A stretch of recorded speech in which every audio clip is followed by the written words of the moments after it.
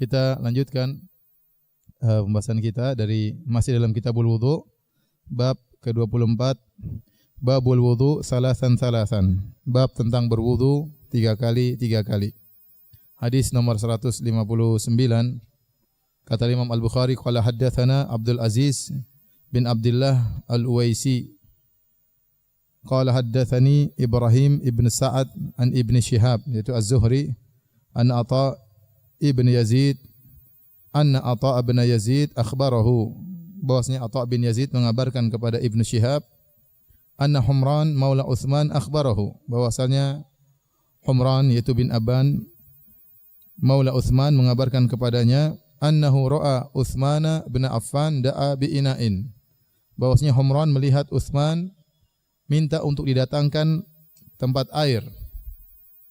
Fa afraga ala kafihi thalatha mirarin wa ghasalahuma.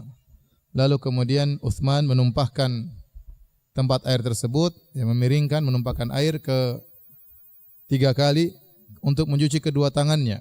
Tsumma adkhala yaminahu fil ina'i. Kemudian dia memasukkan tangan kanannya dalam tempat air. Famat madha wastanthar, kemudian dia mengambil air untuk berkumur-kumur, wastanthar yaitu menghirup air, ya, untuk dikeluarkan. Istinthar artinya mengeluarkan air dari hidung, tentunya setelah ditarik terlebih dahulu ke dalam hidung. Tsumma ghassala wajhahu salasan, kemudian Utsman mencuci wajahnya 3 kali. Wa yadayhi ilal mirfaqaini thalatha mirarin, kemudian Utsman mencuci kedua tangannya sampai ke kedua sikunya sebanyak 3 kali. Tsumma masaha bi ra'sihi, kemudian Utsman mengusapkan atau mengusap kepalanya. Tsumma ghassala rijlaihi thalatha mirarin, kemudian beliau mencuci kedua kakinya 3 kali, ilal ka'bain, sampai ke kedua mata kaki. Tsumma qala, kemudian Utsman berkata radhiyallahu anhu, qala Rasulullah sallallahu alaihi wasallam, Rasulullah sallallahu bersabda, man tawaddaa nahwa wudu'i hadza, barang siapa yang berwudu seperti wuduku ini, thumma shalla rak'ataini, kemudian dia salat 2 rakaat, la yuhadditsu fihi ma nafsahu, dan dia tidak mengajak berbicara jiwanya dalam salat tersebut, dalam 2 rakaat tersebut dia tidak mengajak berbicara jiwanya, ghufira lahu ma taqaddama min dzambi, maka diampuni dosa-dosanya yang telah lalu.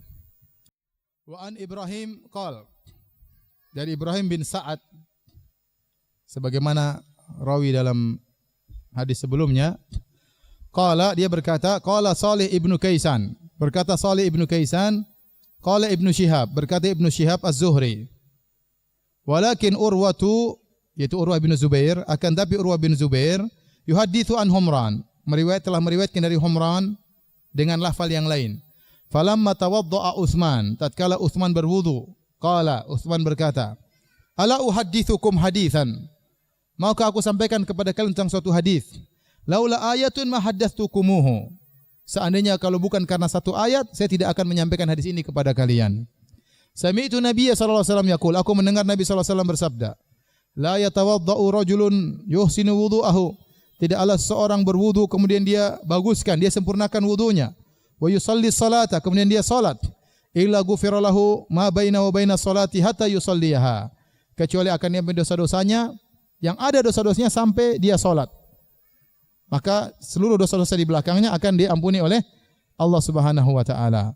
Qala Urwah bin Zubair berkata, al-ayah, ayat yang dimaksud oleh Utsman yang buat dia takut untuk menyembunyikan hadis, dia harus menyampaikan hadis tersebut, yaitu firman Allah Subhanahu wa taala, innal ladzina yaktumuna ma anzalna minal bayyinati wal huda min ba'di ma bayyanahu lin-nasi fil kitab ulaika yal'anuhumullah wa yal'anuhumul la'inun.